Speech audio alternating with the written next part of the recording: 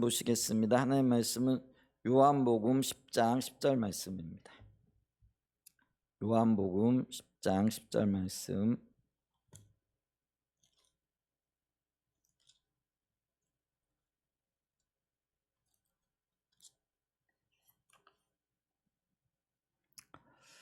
요한복음 10장 10절 말씀 봉독합니다. 도둑이 오는 것은 도둑질하고 죽이고 멸망시키려는 것뿐이요 내가 온 것은 양으로 생명을 얻게 하고 더 풍성히 얻게 하려는 것이라. 아멘. 네, 우리 주일날 아침에 지금 하나님을 사랑하는 것에 대해서 쭉 살펴보고 있죠. 자, 계속해서 오늘은 하나님을 떠나는 과정에 대해서 좀 보기를 원합니다. 하나님을 사랑한다라는 것은 하나님이 우리 삶의 유일한 구세주요 또 주인이요 생명인 관계에 거하는 거라 이렇게 말씀드렸죠. 여기서 중요한 단어가 유일하다라는 거죠. 다른 어떤 선택이 없고 오직 이것만이 가장 소중하다라는 그런 의미가 되겠고요. 또 하나는 이제 거한다라는 건데, 거한다라는 것은 거기에 머물러 산다라는 그런 의미가 있죠. 그래서 주님을 더불어 주님과 함께 유일한 구주로 또 유일한 주인으로 유일한 생명으로 삼고 하나님과 함께 살아가는 삶의 과정들, 이게 이제 하나님 사랑하는 것과 굉장히 밀접한 연관이 있죠. 자, 그랬을 때 왜 우리가 하나님을 사랑해야 하는가, 또 혹은 하나님만 사랑해야 되는가 했을 때, 하나님께서 먼저 우리를 사랑하셨고 또 우리만을 사랑해 주셨다라는 거죠. 주님이 우리를 사랑하시되 주님의 모든 것으로 우리를 사랑하셨잖아요. 근데 이제 우리는 가끔 제가 하나님 사랑을 얘기할 때 그 사랑을 잘 느끼지 못한 이유가 뭐냐면은 하나님의 사랑을 n분의 1로 느낀다라는 거죠. 하나님의 사랑은 n분의 1이 아니고요. 나만을 위한 사랑이 되어지는 겁니다. 우리가 그걸 어떻게 잘 알 수 있느냐 하면은, 만약에 이 지구상에 그 다른 사람이 없이 오직 나 혼자만 존재하고 있다라고 생각을 하고 가정을 해보죠. 자, 그랬을 때 우리가 혼자가 산다 할지라도 나는 죄인이기 때문에 죄 가운데 죄값을 받고 영원히 멸망할 그런 자리로 나갈 수밖에 없잖아요. 그런데 혼자의 나밖에 없을 그때라도 하나님은 나를 하나님 예수님을 보내주셔서 나를 위하여 십자가에 못 박아 죽이셨을 거라는 거죠. 그게 하나님의 사랑이라는 거예요. 그렇기 때문에 우리 하나님의 사랑은 여러 사람들과 함께 나를 사랑하시고 여러 사람과 더불어 나를 사랑하신 게 아니라 오직 나만을 사랑하신다라는 거죠. 이런 영적인 비침과 또 이런 영적인 깨달음이 저와 여러분이 있으시기를 축복합니다. 그래서 하나님이 나를 사랑하시되 전 존재로 나만을 사랑하셨다. 근데 먼저 사랑하여 주셨다라는 거죠. 그 다음에 우리가 왜 하나님을 사랑해야 하는가 했을 때, 하나님을 사랑해야 여기서 진정한 자기 사랑이 나올 수 있는 거죠.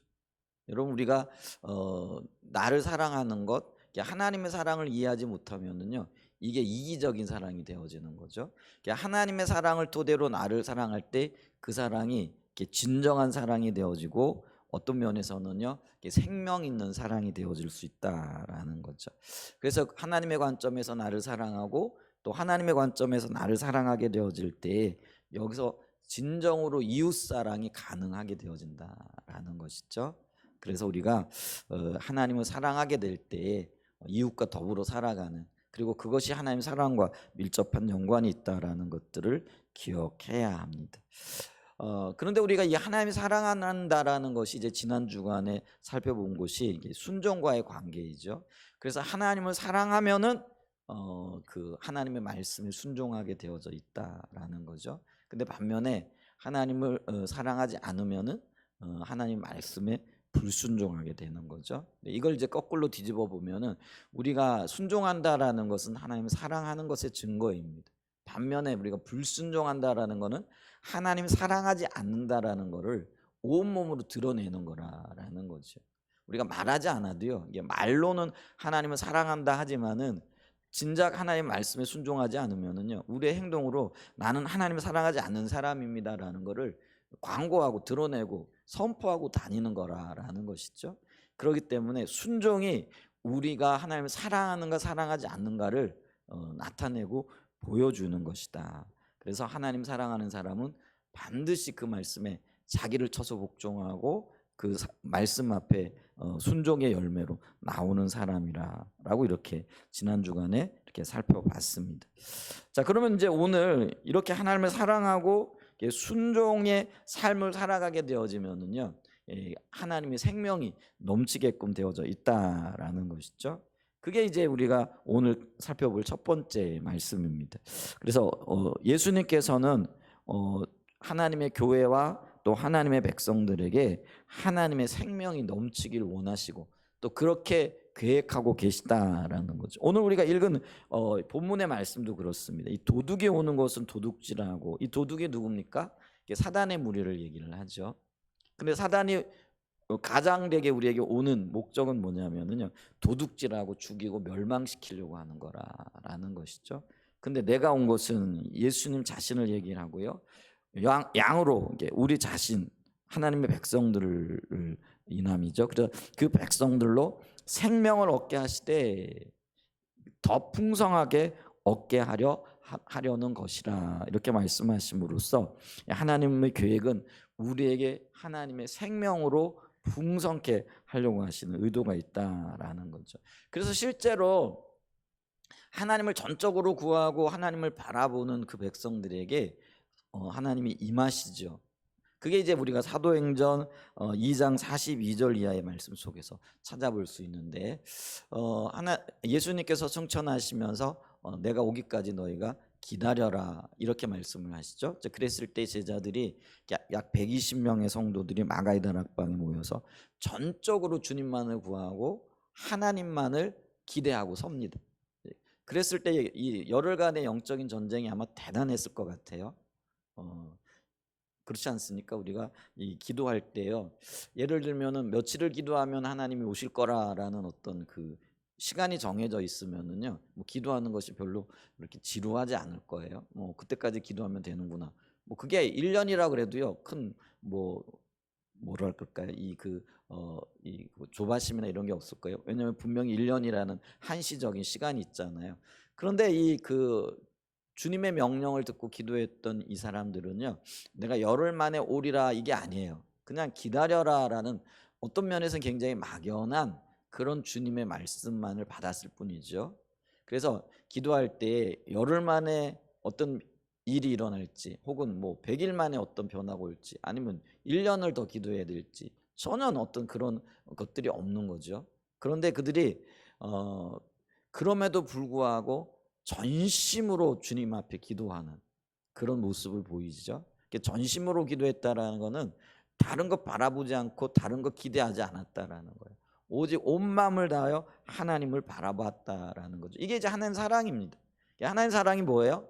하나님만 바라보라, 하나님만 사랑하라, 하나님께만 생명이 있다라는 것을 기억하고 그분 앞에 서라는, 그리고 그분 앞에 선다라는 그런 의미가 있잖아요. 자, 그랬을 때에 우리가 이 사도행전 2장에 보면은 1장과 2장에 보면은 120명의 성도들이 오직 주님만을 바라보고 전심으로 주님 앞에 섰던 거죠. 근데 그렇게 서다 보니까 그 기간이 열흘이었어요. 근데 그 열흘이 그 10이라는 숫자가 히브리어 어떤 숫자의 개념 속에는 온전하다라는 의미가 있죠. 그래서 3, 7, 12, 10 이게 이제 완전수와 관련되어지는데, 이거는 그들이 정말 주님만을 온전하게 바라보며 주님 앞에 섰다라는 그런 의미죠. 그랬을 때 그곳에 성령의 강력한 임재가 있게 되어지는 거죠.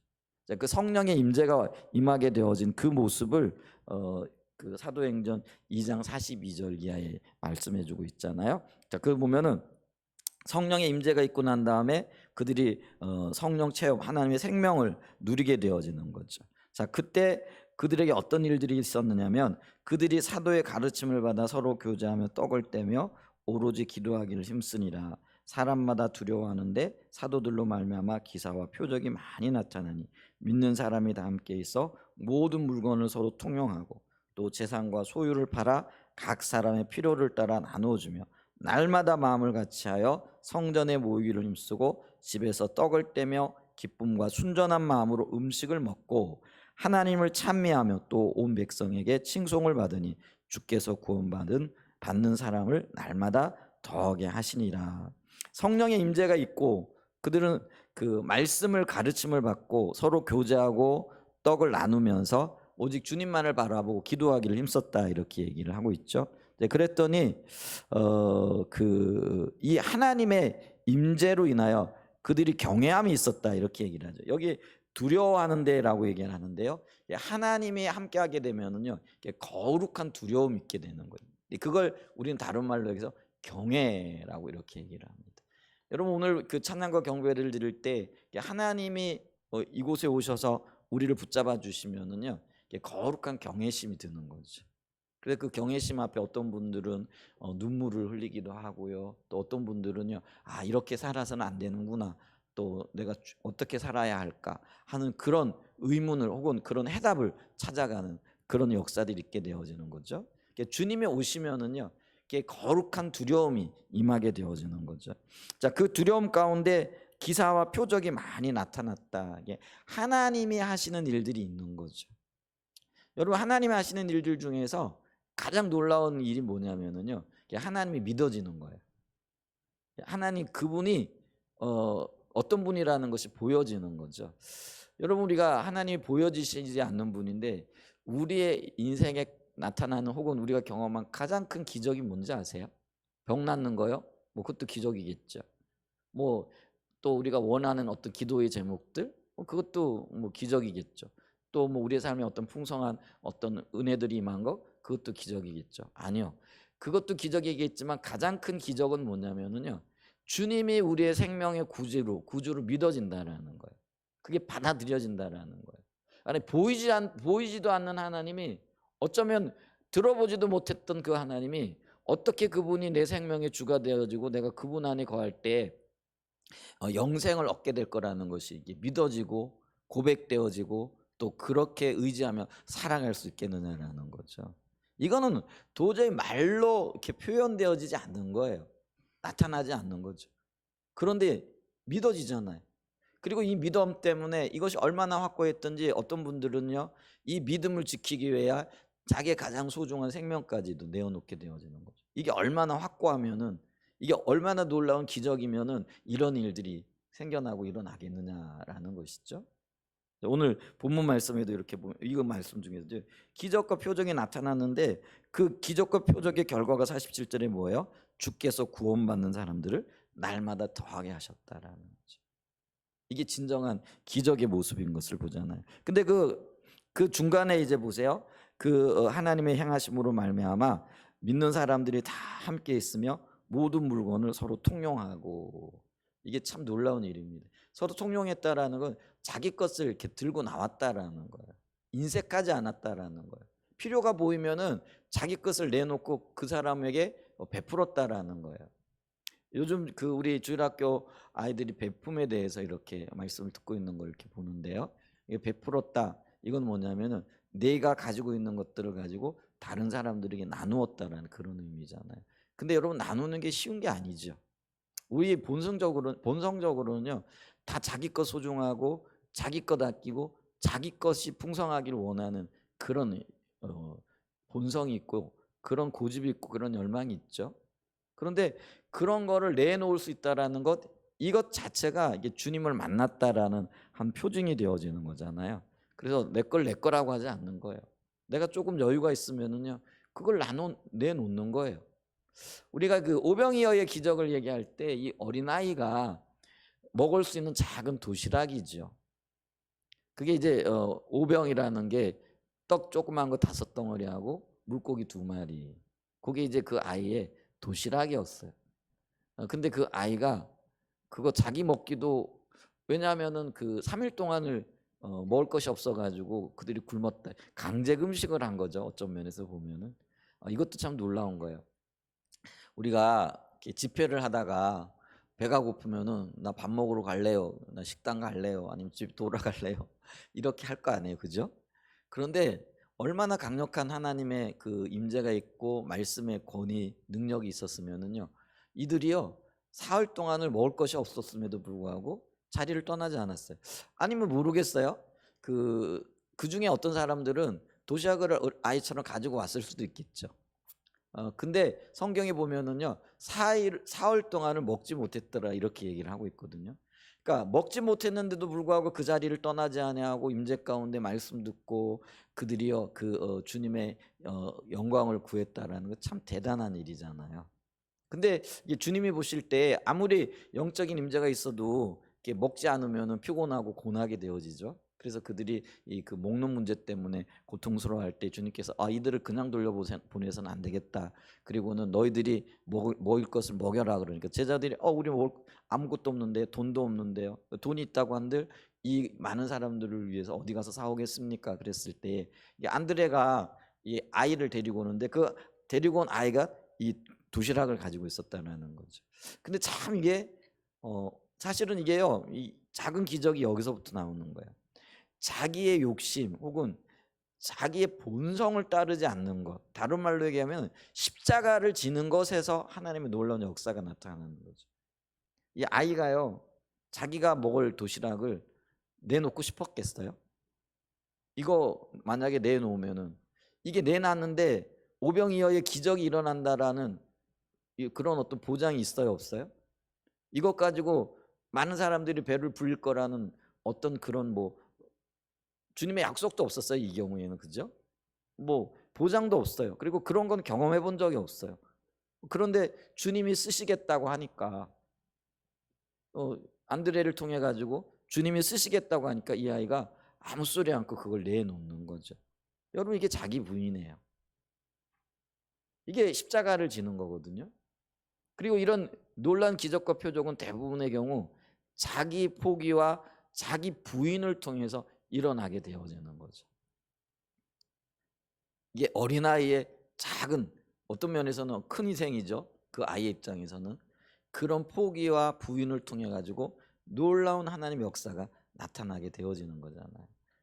오늘 본문 말씀도 그래요. 자기 물건을 내 거라고 주장하지 않았다라. 이건 내 거야. 내가 써야 돼. 지금 내가 이게 얼마나 필요한지 알아?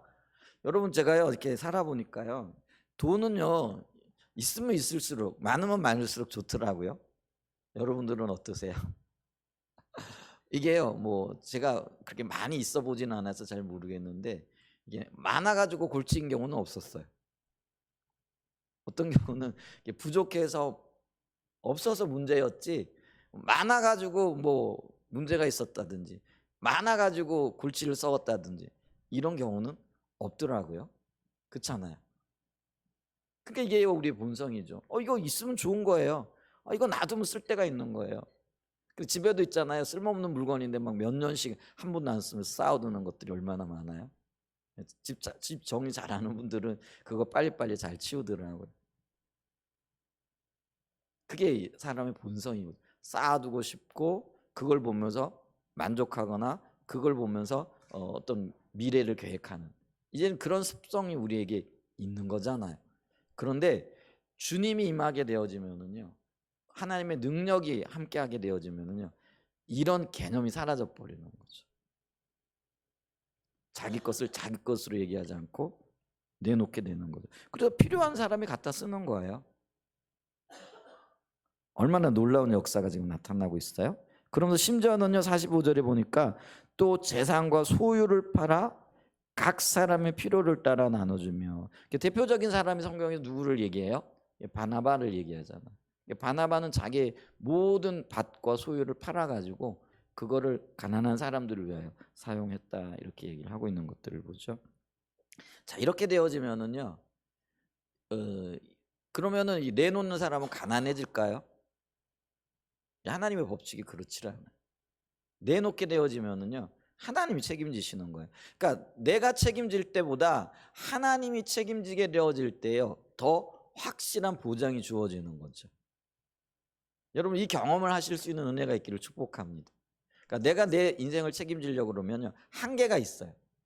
그러니까 내가 소유하고 있는 딱 그 수준까지만, 거기까지만 우리는 어떤 면에서는 누리거나 아니면 그 어떤 수준까지만 우리가 보게 되는 거죠. 근데 보세요. 내 소유를 하나님 붙잡게 되어지면은 하나님이 하시는 일만큼 보는 거예요. 아멘. 그래서 이 원리를 우리가 좀 깨달았으면 좋겠어요. 그래서 주님이 쓰시겠다 하면, 혹은 주님이 필요하시겠다 하면, 필요하다라고 하면은요, 그냥 그걸 그대로 그냥 내놓을 수 있는 은혜가 있길 축복합니다. 그게요, 우리가 하나님 손에 붙들린 것이 얼마나 부요하고 풍성한가를 보게 되어지는. 여러분 내 거 가지고요, 이거 내 건데 아무리 여러분 쥐어 가지고 있어 보세요. 그거 나중에요 아무짝에도 쓸모없는 겁니다. 제가 종종 얘기하잖아요. 우리 머지않아요 100년 안쪽에는 여기 있는 모든 사람들이, 모르겠어요, 주한이는 뭐 앞으로 120년을 더 살지 뭐 그건 잘 모르겠는데, 그러니까 예외는 있을 수 있어요. 어린 아이들 같은 경우. 근데 대부분의 경우는 우리가 100년 안쪽에 주님 곁으로 갈 거예요. 근데 그때는요 우리가 손에 쥐려고 했던 그것 진짜 아무짝에도 쓸모가 없는 것들일 거예요. 그 썩어질 거 그거 붙잡으려고 애쓰지 마시고요. 주님 쓰시겠다고 할 때 주님 손에 올려드리세요. 주님 손에 붙잡게 되어질 때 그게 영원한 생명이 되어지는 거예요. 영원한 나의 소유가 되어지는 거예요. 아멘. 그런 은혜가 있으시기를 축복합니다. 자, 그랬더니요 이게 보세요. 46절에 날마다 마음을 같이하여 성전에 모이기를 힘쓰고 집에서 떡을 떼며 기쁨과 순전한 마음으로, 기쁨과 온전한 마음이 서로 있었다라는 거예요.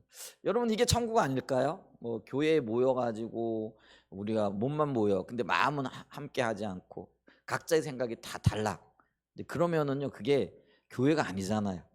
그게 하나님의 집이 아니잖아요. 그게 하나님 나라가 그게 아니잖아요. 그게 하나님 나라, 하나님의 집, 하나님의 교회라는 것은요 하나님과 우리의 마음이 하나 되어질 뿐만 아니라 성도와 성도의 마음이 주 안에서 하나 되어진 것인 줄 믿습니다. 아멘. 오늘 여기 본문에 보세요. 주님이 붙잡으시니까, 주님이 그곳에 임재하시니까 어떻게 되는 거예요? 기쁨과 순전한 마음으로 온 성도가, 온 그 교회가 하나 되어지는 역사가 있는 거죠. 이게 천국이잖아요. 이게 교회고 이게 주님이 기대하시는 하나님의 집의 모습이라는 것들을 우리가 기억해야 합니다. 근데 이게요 원래 하나님이 우리에게 주시기를 원하시는 거고, 또 하나님이 임하시게 되면은 실질적으로 이런 삶이 이루어지는 거예요. 그게 이제 맛보기가 초대교회 때 잠시 나타난 거죠. 이게 우리는 어떤 소망을 가져야 되느냐면요 이 땅에 살아가면서 이건 불가능해 이게 아니고요, 이미 초대교회 때 하나님께서 이걸 우리에게 본으로 보여주셨어요. 그리고 이걸 우리가 추구하고 바라보고 나가야 될, 어떤 면에서는 우리의 어떤 그 신앙의 그 방향성과 관련이 되어져 있다라는 거죠. 그러니까 주님은 우리에게 생명으로 오셨고 우리에게 생명으로 풍성히 채워주길 원하신다라는 거죠. 그래서 우리가 주님과 함께 할 때, 주님을 바라볼 때, 주님을 추구할 때 이런 일들이 일어나는 거죠. 초대교회 마가의 다락방에서 전심으로 주님을 구하고 전심으로 주님을 기대하고 기다렸던 그들에게 임했던 놀라운 생명이 바로 이런 모습이었다라는 거죠. 자, 그러면서 이제 다시 47절에 보면 모든 사람들이 하나님을 찬미하니 그들이 하나님의 다른 사람들에게죠, 온 백성들에게 칭송을 받고 하나님의 나라가 점점 더 확장되어지는 그런 역사들이 있었다라는 것이죠. 그래서 우리는요 원래 하나님의 의도가 무엇인가를 알아야 돼요. 그게 에덴 동산에서의 모습이에요. 하나님께서 에덴 동산을 창설하시고 그곳에서 아담과 하와를 두심으로 누리기를 원하셨던 그 생명의 풍성함, 그걸 보셔야 되는 거죠. 그게 하나님의 원래 의도라는 거죠. 그리고 초대교회를 통해서 하나님께서 목표하셨고 만들기 원하셨던 하나님의 집, 하나님의 교회의 모습이 바로 이런 모습이었다라는 것이죠. 큰 두 번째입니다. 그런데 안타까운 사실은 이 하나님의 생명이 풍성하기를 원하는 하나님의 의도와는 상관없이 하나님의 백성들이요 주님을 떠나려는 경향이 있다라는 거예요. 그게 이제 에덴 동산에서도 그대로 나타났죠. 아담과 하와가 하나님을 떠나려고 하잖아요. 그리고 떠났죠.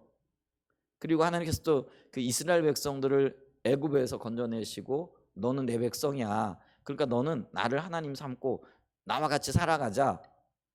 너는 나를 섬기고 나는 너를 돌보고. 이게 이제 시내산 언약이잖아요. 그런데 이 백성들이요 틈만 나면 하나님을 떠나려고 하는 거죠.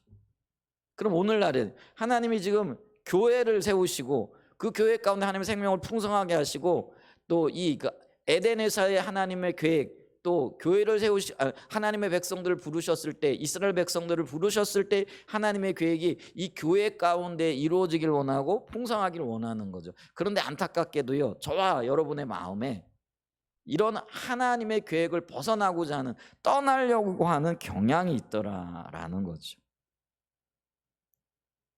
이게 우리의 본성이고요, 타락한 죄성이라 이렇게 얘기할 수 있는 거죠. 그래서 이 성경을 보면은요, 하나님의 백성들이 하나님을 떠나려고 하는 이야기, 그리고 하나님을 떠난 이야기들이 사실은 가득가득 들어가 있는 것들을 이렇게 보죠.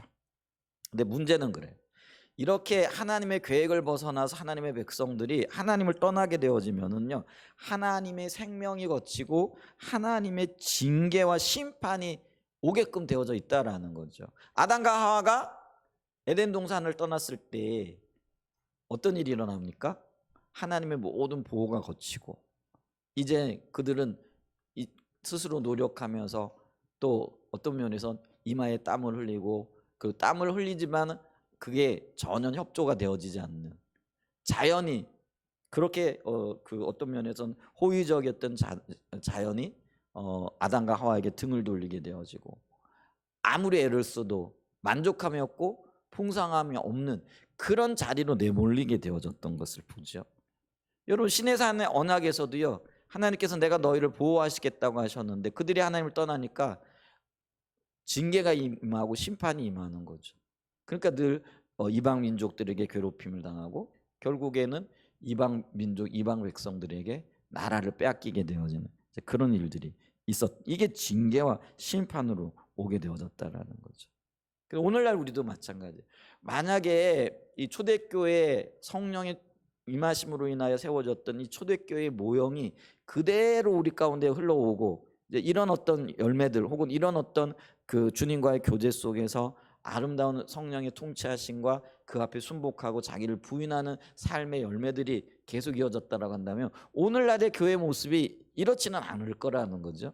근데 우리는 지금 하나님의 임재보다는, 하나님의 생명보다는 이 땅의 것들로 인하여 고통스러워하고 또 많은 조롱과 멸시 가운데 있는 교회의 모습, 우리의 모습을 보게 된다는 거죠. 이게 무엇 때문에 그런가? 하나님의 생명이 떠났기 때문에 그래요. 하나님의 생명이 거치고, 여러분, 하나님의 생명이 거치면은 하나님이 굳이 뭐 징계하고 심판하고 그러지 않아도요, 이 하나님 생명이 거쳤다는, 하나님이 보호막이 거쳐졌다라는 거잖아요. 그죠? 여러분 보십시오. 요즘같이 뜨거운 햇볕에 양산을 들고 서면은 그 양산 때문에 우리가 해로부터 보호를 받잖아요.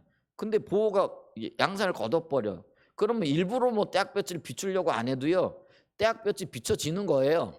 그러니까 하나님이 우리를 보호하고 계신데 그냥 그 보호막이 거쳐져 버리면은요, 하나님이 일부러 징계하시고 일부러 심판 안 하셔도요, 그 보호막이 거친 그 비바람과 뜨거운 떼약볕이 그대로 우리에게 해악이 되어질 수밖에 없다라는 거예요. 그러니까 우리가 그걸 기억하고 있어야 된다라는 거죠. 그러니까 우리 안에요, 하나님을 떠나려고 하는 심각한 본성이 있더라. 그러니까 우리가 은혜를 경험해요. 그럼 그 은혜가 잘 간직되어지고, 어제 받았던 은혜가 오늘도 이어지고 내일도 이어져야 되잖아요. 근데 대부분의 경우 어때요? 오늘 내가 각성하고 주님을 찾고 깨어있지 않으면은요, 어제 받았던 그 은혜가요 순식간에 없어져 버려요. 근데 그게 뭐 때문에 그래요? 내가 주님을 떠나려고 하는 경향성이 내 안에 있는 거지요. 여러분, 이 심각성을 깨달아야 돼요. 그리고 이 악함을 보기 때문에 나는요, 주님 앞에, 주님이 아니고는 안 됩니다. 절박하게 주님의 임재를 구하고 은혜를 구하고, 그걸 이제 다른 말로 얘기하면 하나님의 얼굴을 구하는 자가 되어져야 된다라는 거예요. 그러니까 우리가 주님을 안 찾으면은요, 우리는 즉시 멀어질 수밖에 없는 거죠. 여러분, 그 있잖아요, 계곡에요. 계곡에 예를 들면 뗏목을 좀 띄었다라고 생각을 해보십시오. 그러면은 이 뗏목이 계곡을 거슬러 올라가기 위해서는요, 동력이 필요해요. 뭐 저어주든지 아니면 전기 모터를 달아가 가지고 뭐 올라가든지. 근데 만약에 젖지 않거나 아니면은 이 모터가 고장이 났다, 그러면은 이 배는 어떻게 될까요? 가만히 내버려 둬도요, 흘러내려갈 수밖에 없는 거지. 근데 있잖아요, 하나님의 임재라는 저 거룩한 어떤 면에서는요, 우리가 나가야 될 하나님의 생명이라는 저 목표를 향하여 우리가 부지런히 노를 젓지 않잖아요. 아니면 어떤 전기 모타라는 어떤 동력을 달아놓지 않잖아요. 그게 얼굴 구하는 거고, 그게 하나님 앞에 갈망함으로 서는 우리의 신앙의 자세와 태도인 거예요. 이제 이게 없게 되어지면은요, 우리는요, 노력하지 않아도요, 굳이 뭐 밑으로 내려가려고 노력하지 않아도요, 거꾸로 흘러내려갈 수밖에 없는 거예요. 그러니까 그걸 인식하지 못하게 되어지면 왜 이러지 그러다가요, 우리는 저 까마득하게 저 미끄러져 내려가는 거죠. 그러니까 오늘날요, 그렇게 하나님의 은혜를 경험했고 주님을 처음 만났을 때의 감격과 기쁨이 여전히 우리에게 기억 속에는 있어요. 여러분, 우리가 처음 하나님을 만났을 때 그 감격과 기쁨이 우리 기억 속에 있어요, 없어요? 있어요. 그런데 그 기억이 오늘 주님과의 관계를 새롭게 하고 또 하나님의 부유함과 풍성함을 보장해 주느냐라는 거예요. 어제 내가 주님을 만난 감격이 오늘 여전히 내가 주님을 만난 기쁨과 그리고 주님과 교제하는, 그리고 주님 안에서 누리게 되어질 그 생명을 보장해 주고 있고 그걸 허락하고 있느냐라는 거죠. 전혀 그렇지 않거든요. 그렇기 때문에 우리는요, 매일 매 순간 우리를 봐야 돼요. 내가 주님을 떠나려고 하는 본성이 있구나. 이걸 부인해야 되는 거예요. 이걸 쳐서 복종해야 되는 거예요. 그래서 주님 찾아야 되는 거예요. 이 더운 여름날에 누구는 여러분 주님 앞에 나와가지고 기도하고 2시간씩 3시간씩 엎드려서 주님 찾고 혹은 말씀 읽고 주님 안 찾으면 안 된다는 그 절박함으로 주님 앞에 엎드려 있고 싶겠느냐라는 거죠. 그분들은 예를 들면은요, 주님을 찾는 분들은 그게 즐거워가지고 찾을까요? 제가 여러분 여쭤볼게. 기도하는 게 즐거우세요? 유 집사님, 기도하는 게 즐거우세요? 그래도 늘 그렇진 않대요. 저는 힘들어요. 그냥 쉬고 싶어요. 안 오고 싶어요. 그러니까 목사니까 와요. 그러니까 감사해요. 제가 만약에 목사가 아니고 평신도였으면은요, 저는 안 왔을 거예요. 좀 솔직한 제 고백이에요. 제가 기도회를 인도해야 되고 본을 보여야 되고, 그러니까 하나님이 저한테 목회의 길을 가게 하셨나 보죠. 근데 만약에 제가 여러분 같으면은요, 그냥 안 가, 덥고 힘든데 2시간씩 앉아가지고 땀띠 나지, 안 나가는 거죠. 그럼 어떤 일이 일어날까요? 주님의 임재, 생명, 어제의 은혜, 이게 거쳐져 버리는 거예요. 근데 대부분 우리가 그렇게 살아가고 있거든요. 그런데 그런 불편함을 무릅쓰고도요, 자기의 연약함, 그래서 주님 없이는 안 된다라는 걸 인식한 사람들은요, 땀띠가 나도 귀찮아도 그래, 이래서는 안 되지, 내가 나가야 돼, 찾아야 돼, 주님 얼굴 구해야지, 말씀 한 구절이라도 봐야지, 그리고 이거 묵상해야지, 이렇게 되어지는 거예요.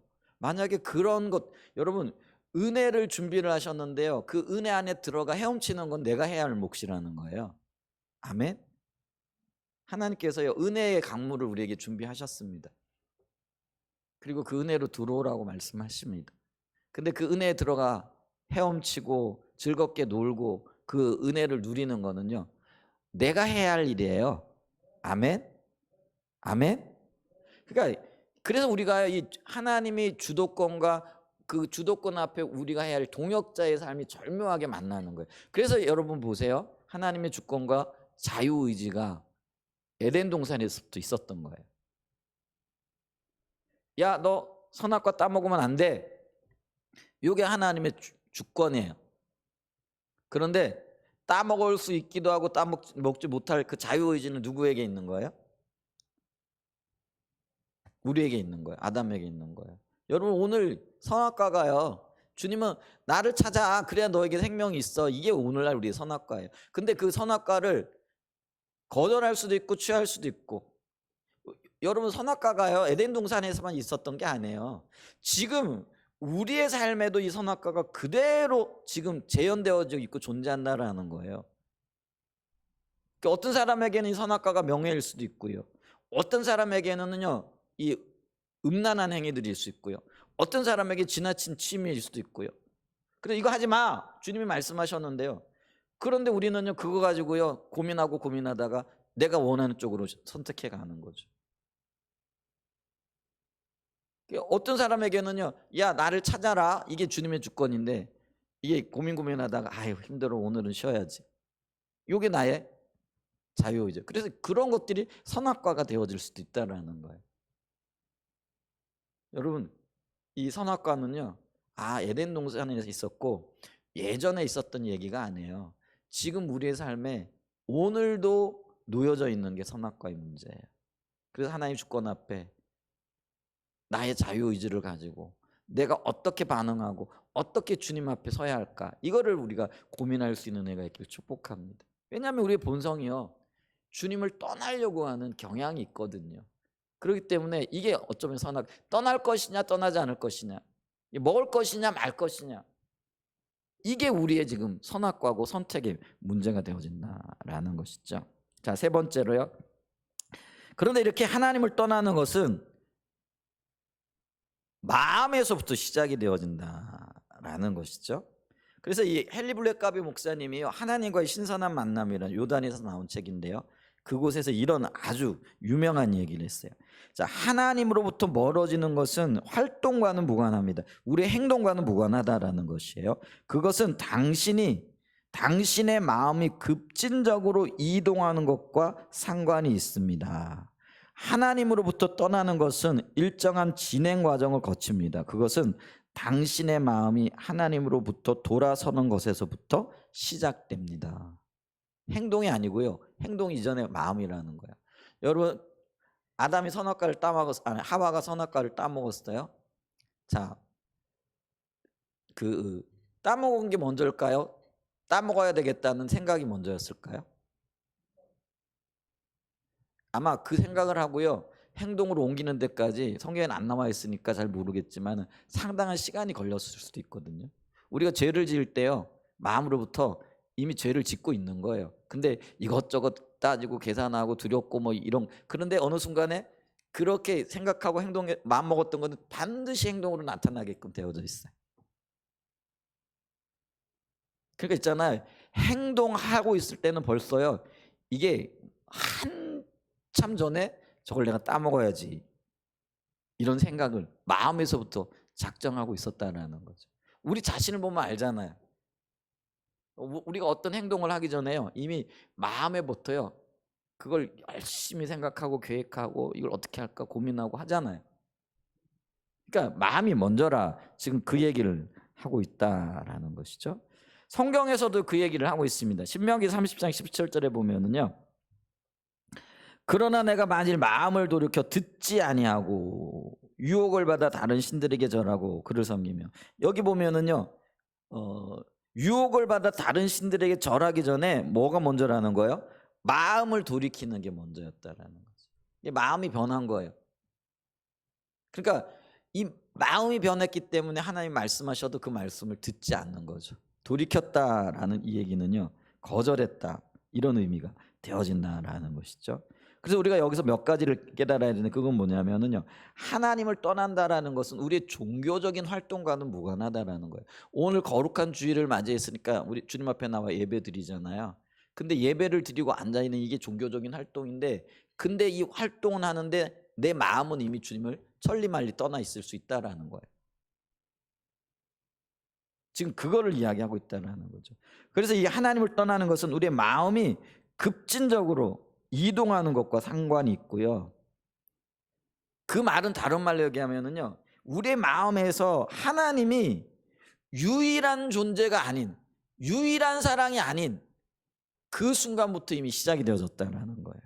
여러분 하나님 사랑하는 거는 유일하다라는 건 하나님만 사랑한다라는 것. 제1순위에 있다라는 걸 의미하잖아요. 근데 우리의 마음에 하나님과 다른 것들이 경쟁하게 되어지는 거죠. 그러니까 하나님도 사랑해야 되지만 이것도 좋은데 이거 포기할 수 없는데 하나님만 사랑하면은요 당연히 내가 좋아하고 사랑하는 것들이 질서 앞에 내려오는 거예요. 예를 들면은요 여행을 너무너무 좋아하는 사람이 있어요. 근데 예를 들면 해외여행을 가게 됐는데 예를 들면 여행 상품이 너무 좋아. 그러니까 예를 들면 뭐 이게 100만 원이 들 건데 50만 원만 들고 갈 수 있는 기회라든지 아니면은 뭐 어디를 돌아볼 수 있는 너무너무 좋은 기회가 되어졌어. 그래가지고 이게 여행을 갔으면 좋겠어. 근데 그 여행이 주일하고 딱 겹쳐져 있네.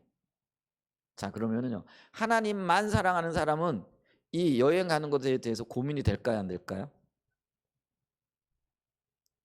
안 돼요. 근데요, 하나님만 사랑하는 자리에서 내가 조금 벗어나잖아요. 이게 고민하게 되는 겁니다. 아, 이거 참 좋은 기회인데, 이거 인생을 살다가 이런 기회 몇 번이나 있을까? 아, 요거 뭐 한번 갔다 오면 되지. 그러면서 수십 가지 생각을 하는 거죠. 뭐 주일이라는 것이 뭐 1년 52주나 되는데 한 주 좀 어긴다. 여러분, 주일 52주 한 주 좀 어길 수 있어요. 근데 어떤 마음으로 어기느냐에 따라 가지고요, 이건 심각할 수도 있어요.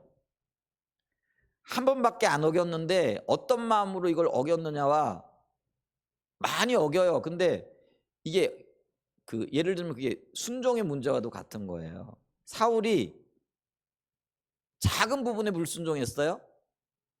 근데 그게 하나님 앞에서는요, 굉장히 진노거리가 되어져요. 아브라함요, 하나님의 말씀을 전적으로 어겼거든요.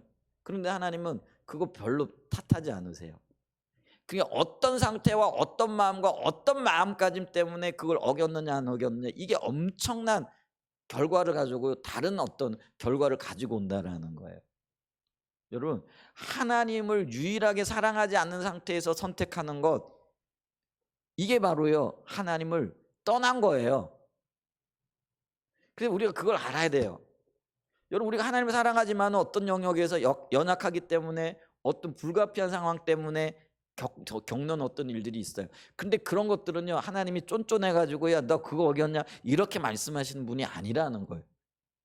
그건 얼마든지 하나님이 너 그렇구나, 그걸, 우리 하나님이 얼마나 넓으신 분, 그걸 이해하는 분이라는 거예요. 그런데 있잖아요, 우리가 이 하나님만이 유일한 상태가 아닌 상황에서 자기 유익을 위하여 하나님과 경쟁하는 상태에서 자기 유익을 선택하잖아요, 사울처럼. 그러면 그 단 한 번의 행동도요, 이미 그는요, 용서받기가 힘든 그런 죄일 수 있어요. 사울 왕이에요, 여러분. 윤리적으로, 도덕적으로 어떤 의미에서 보면 다윗보다도 더 깨끗할 수 있어요.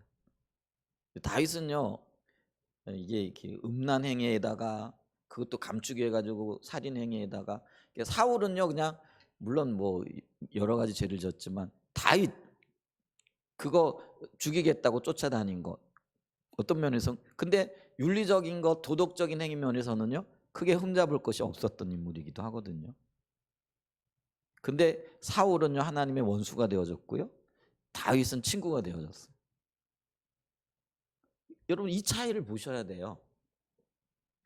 그래서 이 활동이 아니에요. 그의 마음에 지금 무엇을 생각하고 있고 무엇을 추구하고 있고 뭘 바라보고 있느냐, 이게 문제라는 거예요. 지금 여러분들 마음속에 무엇이 있으십니까? 하나님만이 나의 유일한 구주요 유일한 생명이고 그분 외에는 그 어떤 것도 내 마음의 첫째 자리를 차지하지 않는 그 상태에 머물러 계시냐라는 거예요. 그러면 문제 없어요.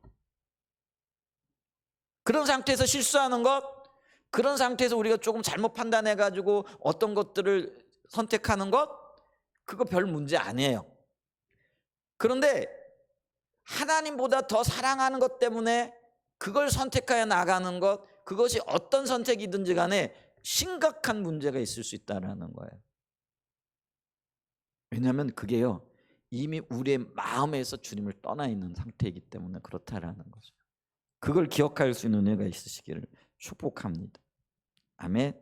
자, 이제 문제는 우리의 마음에서부터 주님을 떠나게 되어 있는데, 그런데 이렇게 네 번째로요, 이렇게 하나님을 떠나게 되어지면은요 나타나는 징표가 있어요.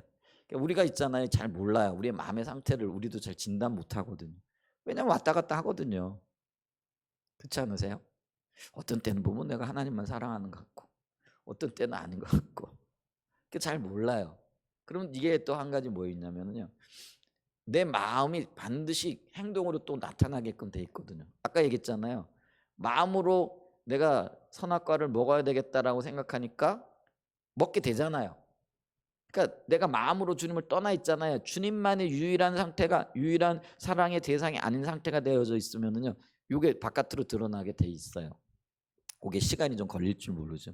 그럼 우리는요, 이 마음은 잘 몰라요. 잘 보이지 않으니까. 그리고 또 속이죠. 어떤 면에서는. 나도 속잖아요, 내 마음에. 그리고 오죽하면 내 마음 나도 몰라 그러겠어요. 그런 얘기 하잖아요. 그러니까 그게 우리거든요. 그러면 이제 이럴 때는 어떻게 해야 되느냐? 내 마음이 바깥으로 드러나는 그게 또 어떤 면에서는 열매인 거죠. 그걸 봐야 돼요. 그럼 하나님을 떠나 있을 때 어떤 열매들이 나타나느냐? 어떤 현상들이 나타나느냐? 첫 번째로요. 불순종이에요. 이게 불순종인데 뭐에 대한 불순종이냐? 말씀에 대한 불순종이에요. 하나님이 유일한 자리에 있는 사람들은요, 말씀을 생명처럼 여겨요. 근데 하나님을 떠나게 되어지면은요, 이 말씀이요, 부담스러워져요, 일단은. 왜냐하면 있잖아요, 나의 원함과 말씀이 부딪히거든요. 그러니까 이게 부담스럽고 말씀을 피해요. 이렇게 묵상하는 것도 점점 멀어져요. 이게 하나님 사랑하는 자리에 있으면 이 말씀 묵상을 할 때 이 말씀이 송이꿀보다도 덜 달게 느껴지는 거예요. 하나님 사랑하는 자리에 서 있으면 여기 와서 이렇게 말씀 듣잖아요. 그러면 그 말씀이 달콤한 사탕 같고 초콜릿 같이 들려요. 그런데 내가 주님 떠나 있잖아요. 그럼 들려지는 말씀이 꼭 모래알처럼 느껴져요. 돌덩어리 씹는 것 같아. 그게 걸리는 거죠. 그래서 이 말씀에 대한 거부감, 말씀에 대한 부담감이 나타나는 거예요. 근데 어떤 경우는요, 이 말씀에 어떤 거부감이나 부담감이 있을 때 그래도 주님 사랑하는 분들은요, 고민하고 또 묻고 또 이러면서요, 바꿔가요. 생각을 바꿔가고 또 자기 자신을 쳐서 복종하고 이런 일들이 일어나요. 그런데 어떤 사람들은요, 아예 그냥 말씀을 버려버려요. 그리고 자기가 원하는 것을 찾아가요. 그래서 여기 오늘 아까 읽었던 신명기 30장 17절 말씀에도 마찬가지잖아요. 그래서 마음에서 이렇게 주님을 떠나게 되어지면은 돌이켜 이렇게 얘기를 하죠. 마음이 돌아선 상태라는 거죠. 그렇게 되어지면 어떻게 됩니까? 듣지 아니하고, 이게 말씀이 안 들린다는, 말씀이 안 들려요. 말씀이 안 들리면 어떻게 되어지느냐면요, 말씀 대신에 다른 걸 받아들이게 되어져 있어요. 우리 마음은요 참 묘해요. 항상 우리의 마음은 무언가로 채워져야 돼요. 근데 그게 있잖아요, 하나님께서 우리에게 주신 거예요. 그래서 이 사람은요, 하나님으로 채워지든지 아니면 다른 것으로 채워지든지 이렇게 되어 있어요. 그래서 하나님이 없으면 다른 것으로 채워져야 돼요. 그래서 여러분 보세요, 내가 다른 것에 채워져 있으면 하나님이 없는 거거든요. 그래서 이게 하나님이 안 채워지게 되어지면 하나님 외에 대체물을 찾게 되어지는 거지. 그게 이제 이따가 우리가 살펴보게 되어질 우상 숭배와 관련이 되어지는 건데요. 어쨌거나 있잖아요, 우리가 말씀에 대해서 거부감을 느끼거나 아니면 실제로 그 말씀을 거절하는 경우, 불순종이죠. 이런 열매들, 이런 현상들이 나타나잖아요. 그러면 내가 주님을 떠나 있는데 그것도 한참 떠나 있는 거예요. 왜냐하면 이게 마음으로부터 시작되어지는 것이기 때문에 그렇다라는 거죠. 그래서 호세아 4장 1절에도 이렇게 얘기를 해요. 이스라엘 자손들아 여호와의 말씀을 들으라. 이게 여호와의 말씀을 들으라 이렇게 하잖아요. 그러면서 여호와께서 이 땅 주민과 논쟁하시니 이 땅에는 이 진실도 없고 인애도 없고 하나님 아는 지식도 없고, 이 하나님 아는 지식 이런 걸 얘기하는데 이게 말씀을 아는 것과 연관되어지는 거죠. 말씀이 하나님 그분 자신이잖아요. 자, 그러면서 호세아 4장 6절에 뭐냐면은 내 백성이 지식이 없으므로 망하는도다. 내가 지식을 버렸으니 나도 너를 버려 내 제사장이 되지 못하게 할 것이요. 그러면서 이 지식을 버린 것을 뭘 버린 걸로, 지식이 없어서 망하는 것을 무엇이 없어서 망하는 걸로 이해를 하고 있느냐면은요, 내 하나님의 율법을 잊었으니 이렇게 얘기를 해요. 율법을 잊었다. 율법이 뭐죠? 말씀이잖아요. 그러니까 이게 이 백성들이 뭘 잊었다라는 거예요? 말씀, 율법을 잊어버렸다라는 거예요. 결국은 말씀이 나하고 상관이 없는 거죠. 여러분, 이 말씀이 내 삶에 들어와 가지고 그것이 순종하고 열매로 나타나는 거예요. 이 말씀이 생명인 거죠. 근데 이 말씀을 잊어버렸다는 거죠. 그러니까 하나님도 나도 내 자녀를 잊어버리라, 기억 속에서 지워버리겠다라는 그런 의미가 되어진다라는 거죠.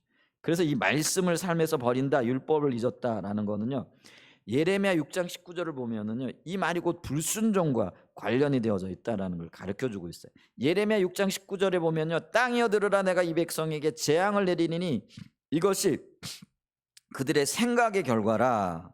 그들이 내 말을 듣지 아니하며 내 율법을 거절해. 생각에서부터 율법을 거절했다라는 거죠. 여기 보면 내 율법을 거절하였습니다. 이거는요, 이렇게도 번역되어질 수 있는 말이에요. 내 율법을 버렸음이니라. 그래서 실제로요, 우리가 지금 개역 개정 성경을 읽고 있잖아요. 근데 개역 한글에는 이거를 내 율법을 버렸음이니라 이렇게 번역을 했었어요. 그래서 우리가 몇 년 전까지만 해도 이 말씀을 율법을 버렸음이니라 이렇게 읽었다라는 거죠. 그러니까 거절하였다라는 거, 버렸다라는 거는 같은 의미가 되어진다라는 것이죠. 여러분, 이걸 이제 우리의 삶에 좀 적용을 해봐야 돼요. 말씀이 송이꿀처럼 받아들여져서 그것이 내 삶의 방향과 방식 혹은 내가 기대하는 것과는 다르다라고 할지라도 기꺼이 그걸 내려놓고 말씀을 택하는 것, 그런 사람들이 말씀을 사랑하는 사람이에요. 하나님 사랑하는 사람이에요. 근데 여러분, 저와 여러분은 지금 어떤 위치 혹은 어떤 자리에 있느냐라는 거죠. 말씀이 부담스러울 때 내가 그 말씀을 이게 생명의 말씀이지 하고 그 말씀을 따르는 그런 자리에 서는지, 아니면은요 어쩔 수 없어, 난 연약해. 여러분, 이게 자기속임이라는 거예요. 우리 모두 다 연약합니다. 근데 그게 핑계거리는 아니거든요. 연약해서 넘어지기는 해요. 그런데 그것이 마치 우리가 말씀을 어겨도 되는 것에 어떤 정당한 이유가 되어지지는 않는다라는 거예요. 고민하다가 넘어질 수는 있어요. 그런데 나는 연약해, 뭐 어쩔 수 없지, 이것과는 전혀 다른 성향이고 성질의 것이라는 거예요. 그렇지 않으세요, 여러분? 그런데 우리는 뭐예요? 아유, 어떻게 그렇게 살아, 뭐 육신이 그런 거지, 내가 그럴 수밖에 없어. 여러분, 이게 아니라는 거예요. 우리가 싸우다가 넘어질 수는 있지만은 그걸 정당한 사유, 정당하게 받아들일 수 있는 그런 이유가 되어지는 것은 아니라는 것이죠. 그래서 히브리서에서는 우리로 하여금 피 흘리기까지 싸우라 이렇게 말씀을 하거든요. 피 흘리기까지 싸우는데 그럼 무엇에 있어서의 피 흘리기까지입니까?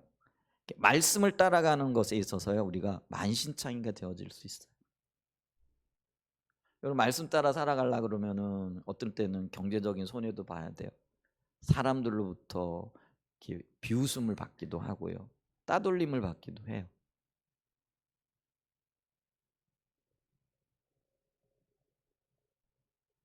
제가 기억이 나는데요, 아이들 세계에서도 이런 일들이 이렇게 있더라고요. 그게 뭐냐면은 자기 마음에 드는 아이는 친하게 지내고 마음에 들지 않는 아이는 이렇게 친하게 지내지 않는데, 근데 그것도 굉장히 애들이 우리 본성이 그런 것 같아요.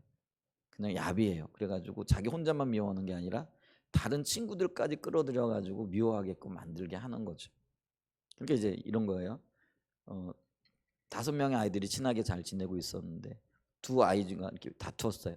그랬더니 이 한 아이가 이 아이를 배척을 하는데, 자기만 배척하는 게 아니라 다른 4명의 아이들도 자기 편으로 끌어들이게 하는 거죠. 그리고는 회유를 하거나 아니면은 협박을 하거나 그래가지고 이 아이하고 못 놀게 하는 거죠. 그러면 이제 이 이야기를 들을 때 그 중에 어떤 아이가 예를 들면 그리스도인이 있었다라고 생각을 해보세요. 그럼 이 그리스도인 아이는 말씀에는 뭐라고 얘기를 하고 있어요? 이웃을 사랑하고 섬기고 또 주님께 하듯이 하는 거잖아요. 그래서 예를 들면 따돌림을 시킨다라든지, 따돌림 당하는 것도 이건 나쁜 일이지만 근데 그건 내 의지와는 상관없잖아요. 근데 따돌림을 시키는 것은 내 의지잖아요. 그러니까 이게 더 나쁜 거잖아요. 자, 그랬을 때 이 아이는, 만약에 이 아이가 주님을 만난 아이라면은 고민을 할 거예요. 내가 내가 따돌림 당하는 것 때문에 이 아이를 따돌릴 것인가? 근데 성경의 기준은 뭐예요? 사랑으로 섬기고 돌보라는 것이죠. 자, 이랬을 때 이 아이가 만약에 말씀을 따라가서 이 말씀대로 살아가기를 결단했다고 했을 때 이 아이는요, 다른 아이들로부터 함께 따돌림을 받을 수 있는 위험성이 있죠. 실제로 그런 일들이 일어나죠. 그러면은 이 아이가 굉장히 충격을 받을 수도 있고요. 어려움을 겪을 수도 있잖아요. 근데 그게요, 어떤 면에서는요, 말씀을 따라 살아갈 때 우리가 각오해야 될 영역이라는 거죠. 우리가 말씀을 따라 살아갈 때 세상은 호락호락하지 않아요. 왜냐하면 세상은 말씀을 거절하고 말씀을 싫어하거든요. 말씀이 하나님이 말씀이 되어 이 땅에 오셨어요. 근데 이 땅이, 이 세상이 그 말씀을 받아들였느냐? 우리 예수님을 환영했느냐? 절대로 그렇지 않거든요. 세상은 말씀을 거절하게끔 돼 있고요, 버리게끔 돼 있고요. 그리고 이 말씀과 대적 관계를 유지할 수밖에 없는 거라는 거죠. 그러니까 우리가요, 말씀을 따라 살아간다라는 것은 세상으로부터는요, 따돌림을 받을 수 있고, 세상으로부터는 조롱을 받을 수 있고, 세상으로부터는요, 어려움을 당할 수 있다라는 것을 전제하고 있는 거라는 거죠. 자, 그럴 때 이게 예상이 되어지고 이 말씀을 따라갈 때 결코 이게 호의적이지 않을 거라는 것들을 우리가 생각을 할 때, 그럼에도 불구하고 우리가 말씀이 그러하기 때문에 이 말씀을 붙잡을 것이냐라는 거죠. 하나님 사랑하는 사람들은요, 예, 그렇습니다, 내가 그 길을 가겠습니다, 이게 되어진다는 거예요. 저와 여러분이요, 부족하지만은 따라가다가 넘어질 수는 있지만은 그럼에도 불구하고 그 길 따라갈 수 있는 은혜가 있기를 축복합니다. 그리고 그 길 따라가기를 결단하고 그렇게 설 수 있는 은혜가 있기를 축복합니다. 아멘. 결국은요, 우리가 하나님을 버렸다, 하나님을 떠났다라는 건 말씀에 불순종한다, 그런 의미가 되어진다라는 거죠. 자, 그래서 우리가 삶에서 이 불순종의 영역이 있는가, 말씀을 이렇게 거절하고, 거절한다라는 거하고 버렸다라는 건 어감이 좀 달라요. 근데 정확하게 버린 겁니다. 말씀대로 살지 않는 것, 말씀대로 따르지 않는 것이 말씀을 버린 거라니까요. 이걸 좀 심각하게 생각해 볼 수 있는 은혜가 있기를 축복합니다. 그 다음에 두 번째로 우리가 하나님을 떠나면 나타나는 징계가 뭐냐면은요, 대체물로 향한다는, 우리의 마음이 대체물로 향하는 거. 그게 다른 말로 이제 우상숭배라 이렇게 얘기를 할 수 있죠. 그래서 마음을 돌이키고 말씀을 듣지 않게 되어지면 유혹을 받게 되어지는 거죠.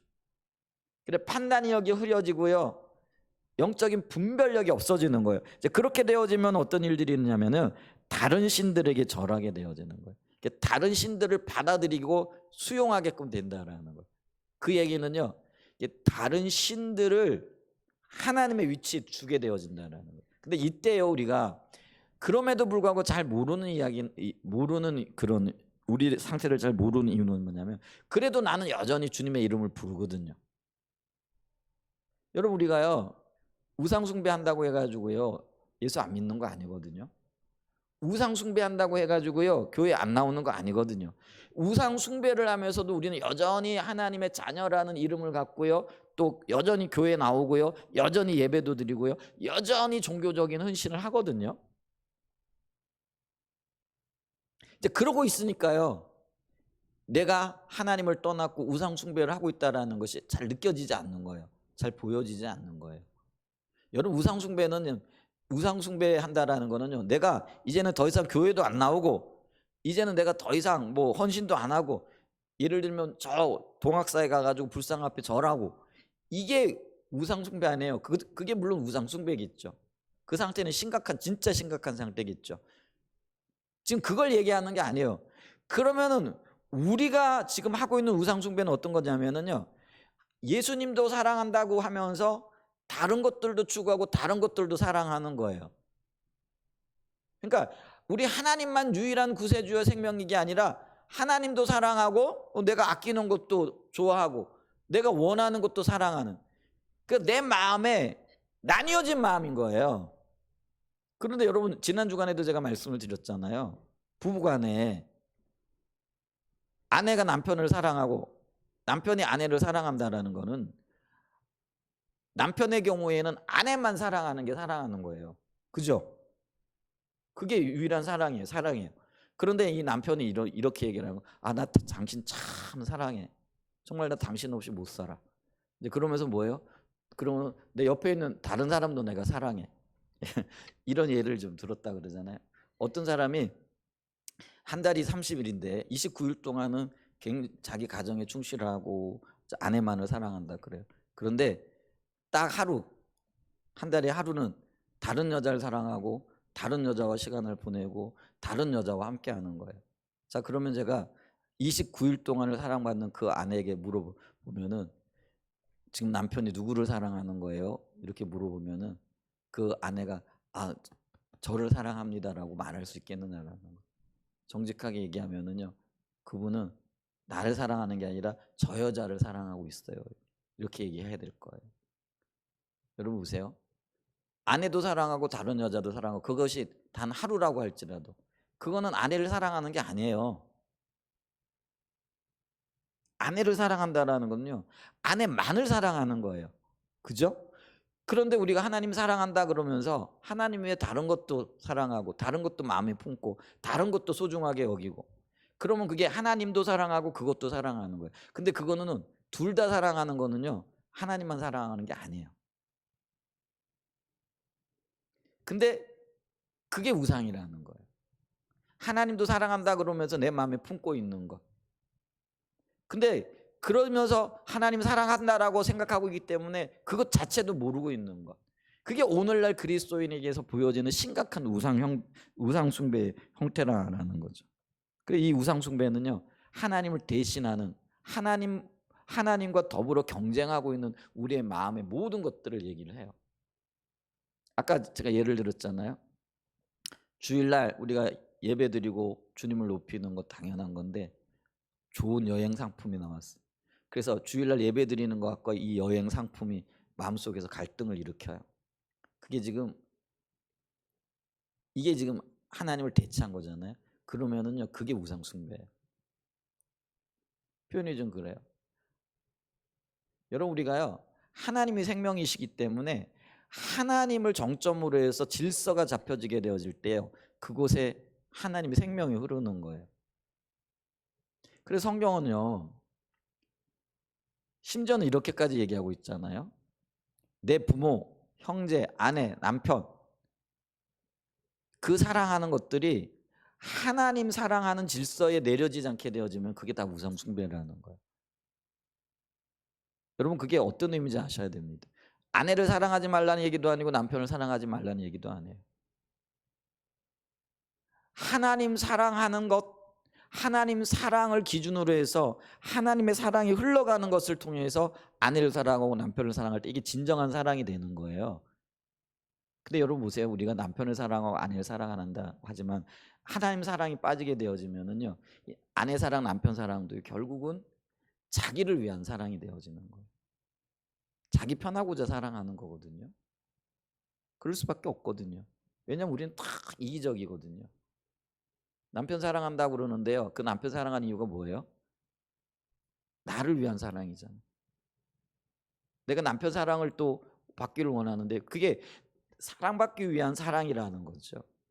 근데 있잖아요, 내가 진짜 남편을 사랑하는 것은요, 하나님이 나를 사랑하신 그 사랑을 이해하고 하나님의 그 사랑으로 그 사랑이 남편에게 흘러가고 아내에게 흘러가야 돼요. 그래야 이게 진정한 사랑이 되어지는 거예요. 그래서 주님은요, 하나님 사랑하는 것이 가장 우선이라고 얘기를 해요.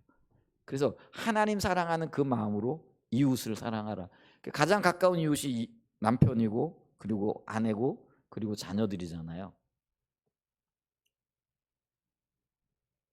그래서 여러분, 이 사랑의 질서를 분명히 알 수 있는 은혜가 있길 축복합니다. 그런데 내 마음에 하나님과 경쟁하는 것, 하나님을 대신하고 대체하는 것, 이런 것들이 우상 숭배가 되어진다라는 거죠. 에스겔서에 보면은요, 14장 3절과 6절에 인자야, 이 사람들이 자기 우상을 마음에 들이며 죄악의 걸림돌을 자기 앞에 두었으니 그들이 내게 묻기를 내가 조국민들을 용납하랴. 그런즉 너는 그들에게 말하여 이르라 나 주 여호와께와가 말하노라 이스라엘 족속 중에 그 우상을 마음에 들이며 죄악의 걸림돌을 자기 앞에 두고 선지자에게로 가는 모든 자에게 나 여호와 그 우상의 수혜대로 보응하리니. 여러분 보세요. 이미 하나님보다 사랑하는 것, 그게 있는 거죠. 그러면서도 그들은 뭐예요? 선지자에게로 가는 거죠. 여호와에게 묻기 위하여. 이게요, 하나님도 사랑하고 자기가 사랑하는 것도 사랑하는 걸 이야기하는 거죠. 자, 그랬더니 하나님 5절에 이렇게 얘기를 해요. 이는 이스라엘 족속이 다 그 우상으로 말미암아 나를 배반하였으므로. 하나님을 배반하였다라는 거예요. 뭐 때문에요? 우상으로. 내가 그들이 마음먹은 대로 그들을 잡으려 함이라. 그런즉 너는 이스라엘 족속에 이르기를 주 여호와의 말씀에 너희는 마음을 돌이켜 우상을 떠나고 얼굴을 돌려 모든 가증한 것을 떠나라. 자, 예레미야에 보면은 2장 13절에 내 백성이 두 가지 악을 행하였는데 이게 우상이라는 거예요. 근데 이 두 가지 악이 뭐냐면은요, 하나님 대신에 자기 살 길을 스스로 찾는 거예요. 그거를 스스로 웅덩이를 판 거라는 거죠. 그리고 생수의 근원 대신 하나님을 버린 거라는 거죠. 하나님을 버린 것과 하나님을 버리게 되어지니까요, 스스로 살 길을 찾게 되어지는데 그게 웅덩이를 파는 것이다라는 거죠. 근데 이 웅덩이가요, 터진 웅덩이라 어떤 생명도 공급하지 못한다라는 거죠. 어떤 생수도 간직하지 못하는 거라는 거죠. 그래서 여러분, 우리가 기억해야 됩니다. 그게 뭐냐면 하나님을 떠나게 되어지면은요, 그것이 무엇이 되어졌든지 우상이 되는 거예요. 그리고 진정한 생명을 가져다 줄 수가 없어요. 오직 유일한 생명의 근원 되시는 하나님께로부터만 생명이 공급이 되어지는 겁니다. 아멘. 그래서 그 하나님을 사랑하되 유일하게 사랑해야 됩니다. 대체물을 주게 되어질 때에 그것이 우상 숭배가 되어지고 하나님을 버린 것이 되어진다라는 거죠. 자, 그럼 이스라엘 백성들의 경우에는 생수의 근원 되신 하나님을 버리고 스스로 웅덩이를 판 그것이 우상 숭배였는데, 오늘날 우리에게는 그러면 대체물이 되어질 수 있는 것들은 어떤 것들이 있겠느냐라는 거죠. 쉽게 볼 수 있는 것들은요, 돈사랑, 명예, 쾌락 추구하는 것. 오늘날 이렇게 보니까요, 진짜 우리 사회가 심각해요. 특별히 쾌락을 추구하는 영역에 있어서요, 도를 지나치고 있는 모습들이 지금 보여지고 있거든요. 이게 소돔과 고모라가 하나님의 직접적인 징계를 받았던 이유가 쾌락 추구이거든요. 특별히 동성애와 관련되어져. 그리고 로마가 멸망하게 되어졌던 원인 중에 하나도요, 지나친 쾌락 추구에 있었다고 역사학자들이 얘기를 하거든요. 근데 그 지나친 쾌락의 추구가 뭘로 나타나느냐면요, 이게 동성애로 나타나요. 여러분, 정상적인 이성 간의 어떤 관계와 사랑이 그것에 하나님께서는 어떤 만족을 누리게 하시고요, 또 그곳에서 어떤 하나님의 위로를 경험하고 이렇게 하셨거든요. 근데 사람들이 그곳에 만족을 못하는 거예요. 그러니까 더 큰 자극을 추구하기 시작을 하면서요, 그 사회에 동성애가 만연하게 되어져요. 그리고 이 로마의 동성애가 굉장히 만연했던 것들을 우리가 역사적으로 보게 되거든요. 그래서 이 로마가 멸망하게 되어진 원인 중에 하나가 쾌락 추구였. 귀족들로부터 시작해가지고요, 황족들이 전부 다 이 뭐라 그럴까요? 음란에 빠져 있는 거예요. 근데 오늘날 제가요, 우리나라를 보면서요, 우리나라 할 것 없이 지금 심각한 상태에 빠져 있는 것 같더라고요. 그리고 동성애가 점점 심각해지고 있고요, 사회적인 문제가 되어져 있고요. 이런 어떤 형상들을 보면서, 야, 이거 지금 우리가 굉장히 깨어 있어야 할 때인데, 그 깨어 있어야 할 때에도 불구하고요, 이런 현상들이 이렇게 나타나고 있는 거죠. 주님이 미워하시는 어떤 것들, 이런 것들이 나타나요. 근데 이런 건 어떤 면에서는 쉽게 눈에 띄어지는 거죠. 그래서 이런 것들이 지금 우상 숭배고 이런 것들을 추구하고 있구나. 우리가 이거를 우리의 삶에 하나님 대신에 기쁨을, 그러니까 이런 쾌락을 하나님 대신에 추구한다라는 거는요, 하나님이 우리의 삶의 유일한 기쁨이 아닌 거예요. 이런 것들이 우리의 삶의 기쁨이 되어지는 거예요. 그러니까 우리가 지금 하나님의 기쁨이 안 되니까 이런 것들을 추구하는 거죠. 저와 여러분의 삶에서 하나님만이 유일한 기쁨이 되어지는 그런 은혜가 있기를 축복합니다. 근데 이런 것들은요, 이게 쉽게 보여져요. 근데 쉽게 보여지지 않는 것들이 있는데, 그게 뭐냐면요, 우리의 예배가 형식적이 되어진다는 거죠. 그러니까 예배가 형식적이 되어진다라는 건 뭐냐면은요, 주님이 함께 하시지 않는다라는 거죠. 주님이 함께 하시면 우리의 예배가 이런 모습일 수 없어요. 생명력이 넘치고 생동감이 있고 주님이 찾아오셔서 임재하시고 운행하시기 때문에 그 안에 기쁨이 충만한 거죠. 근데 예배가 형식적이 되어졌다라는 거는요, 그냥 예배는 드려져요. 근데 그 안에 하나님이 주시는 그 어떤 감동도 없고요, 깨달음도 없고요, 또 내가 주님 뜻대로 살아야 되겠다라는 자기 반성도 없고요, 아 이대로 살아서는 안 되지 하고 자기를 돌아보며 회개하고 주님께로 돌이키는 그런 삶의 열매들도 없는 거죠. 그냥 한 시간 예배 드렸다라는 그거 외에는 그 어떤 것도 없는 거죠. 그리고 그것이 마치 내가 해야 될 모든 일을 했다는 것처럼 느껴지는 거죠. 그리고 그렇게 그것이 굳어지고 굳어져 가지고요, 예배가 하나님을 만나는 것이고 예배를 통하여 우리의 삶에 생명이 부어지고 또 우리의 삶의 방향이 바뀌어지고 또 추구되어진다는 그런 어떤 생각도 그런 어떤 것도 없는 것들을 이렇게 보게 되어지죠. 여러분 예배를 드리시면서 지금 주님을 만나고 계세요? 그리고 주님이 여러분의 마음에 말씀하시는 그 음성들이 들려지고 계세요? 그러면서 아 내가 지금 주님 뜻 안에 있구나, 혹은 이래서는 안 되지, 이런 어떤 그런 하나님의 빛이심과 깨닫게 하심이 있느냐라는 거죠.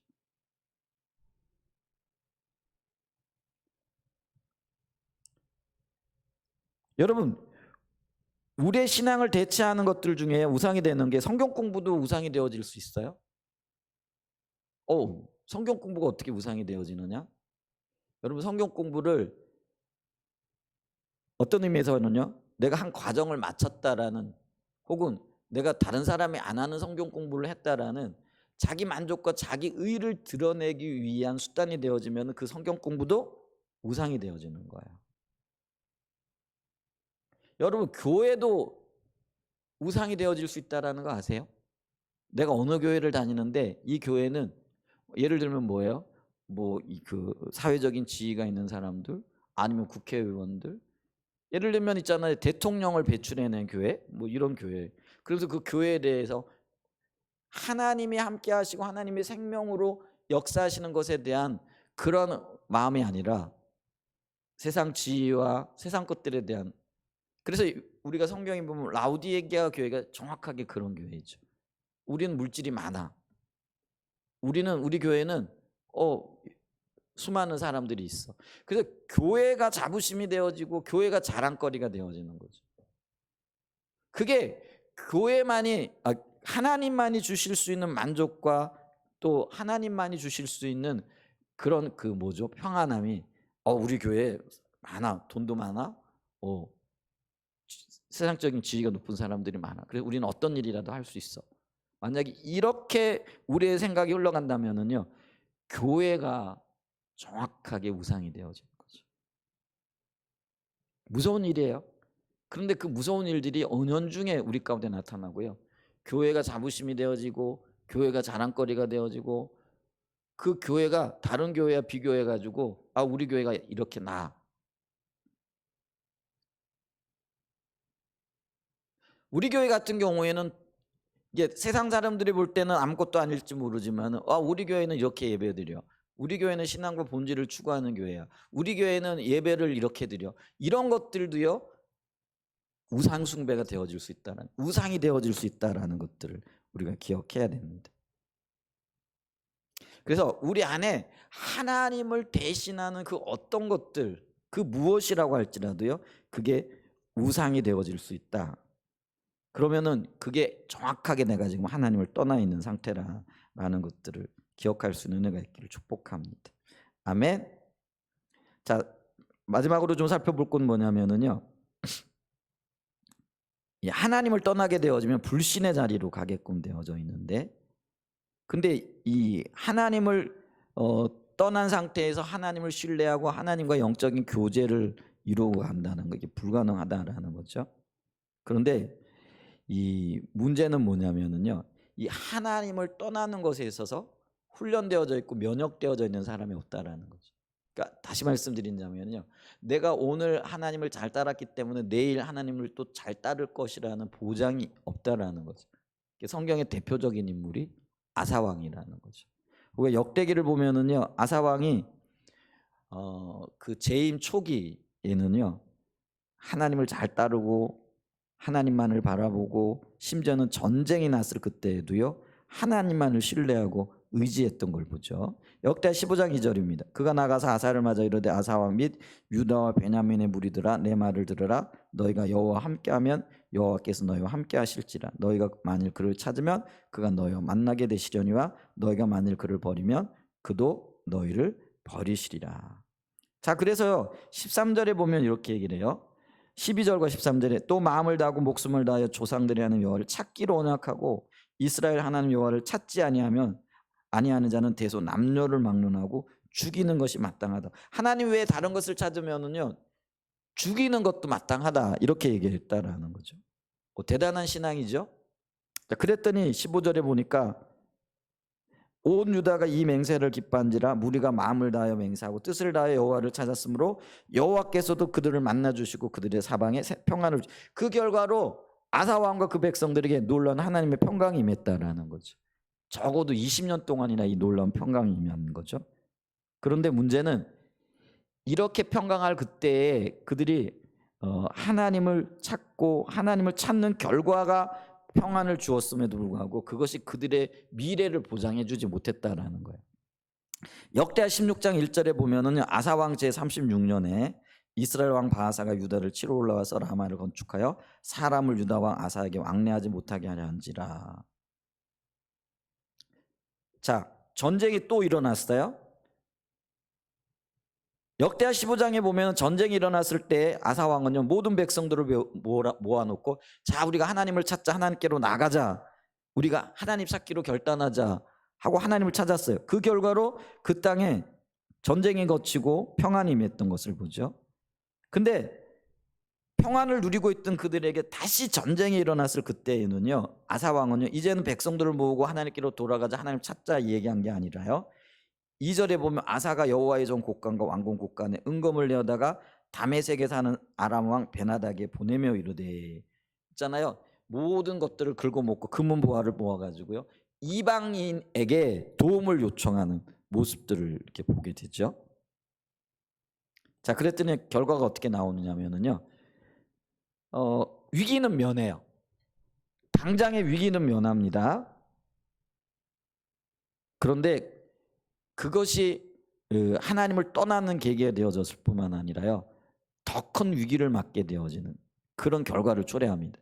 역대하 16장 7절에 보면은요 그때 성견자 하나니가 유다 왕 아사에게 나와서 그에게 이르되 왕이 아람 왕을 의지하고 왕의 하나님 여호와를 의지하지 아니하였으므로 아람 왕의 군대가 왕의 손에서 벗어났나이다. 9절입니다.